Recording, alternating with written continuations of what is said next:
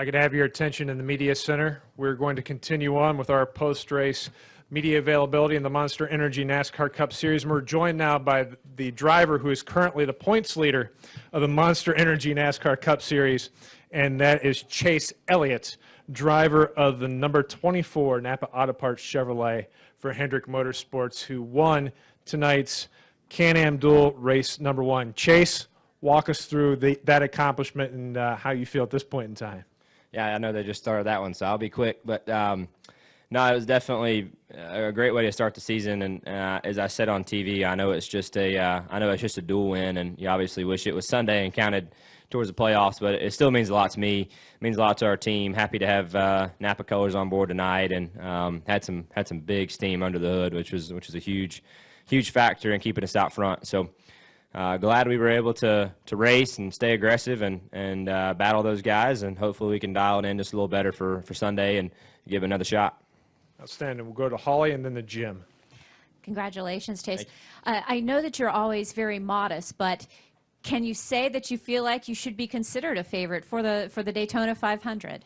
Oh, I definitely think we have a shot at it. I mean, if I didn't feel that way, I would, like I always say, I'd stay home. So I feel like we have a shot on Sunday. I felt like we had a shot before we got down here. So tonight's result hasn't changed my opinion on that. So I'm looking forward to it. Obviously, you love to get that qualifying spot on Sunday, but we really earned it tonight, to start on the front row, which is even better. So just a great way to start the season. Cool for our team, and we're excited for Sunday and getting the season going. Go next to Jim and then back to Dustin. Jim Utter, motorsport.com. I think it was early in the race, either Alan or Eddie asked you about people drafting with you, and you said same old, same old. But did you feel that got better over the course of the race, and do you feel that you felt like you'll get some help on Sunday?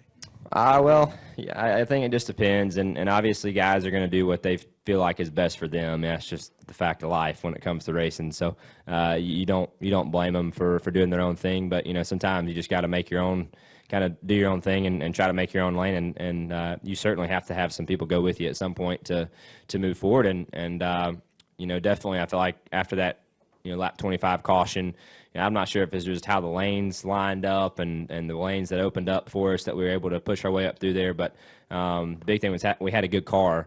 And I think as the race went along, I feel like a couple guys caught on to that, and they thought by helping me, they might help themselves. So, again, it's all just what you can do to help yourself. And if they don't feel like helping me is going to help them, then they're not going to help you. And that's just the way it is. Go next to Dustin Long. Dustin Long, NBC Sports. I think you mentioned in Victory Lane that you learned a lot from Keselowski and said you kind of haven't perfected things. One thing it seems is he's able to really block both lanes in a very smooth, fluid manner. Is that kind of, how comfortable are you doing that? And, how much more aggressive do you think it's going to be Sunday? How much do they give you a break a little bit in when you were blocking? Yeah, I really don't know that it changes a whole lot. I mean, obviously the intensity is going to be up racing for a Daytona 500, and I'm not sure. You just don't really know, I guess, is the best way to answer that, because the way the lanes form, and it's just a power in numbers, and it's a power in what cars are lined up in what row, and how they're stacked against you, and whether they're 2 wide or 3 wide behind you. But there certainly are guys that do a really good job once they get out front. They're really tough to get by, and we see that all the time at these places. So, no, I don't think I have it perfected by any means, but I learned a lot about it tonight, and I got some great experience, being able to stay out front in those final laps. I know it wasn't for a 500 win, but I felt like those guys were still trying to get some runs, and I'm sure that'll be amped up Sunday, but it was still, I think, similar to what you'll see.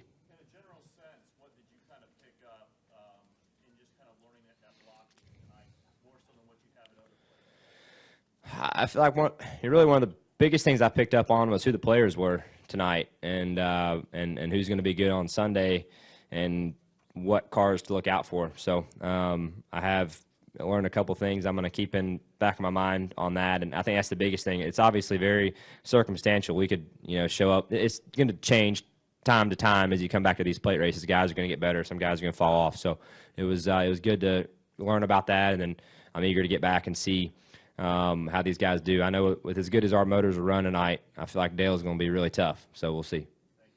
Good deal. Well, Chase, congratulations on the race win, and good luck on Sunday in the Great American Race. Thank you, guys. Have a good one.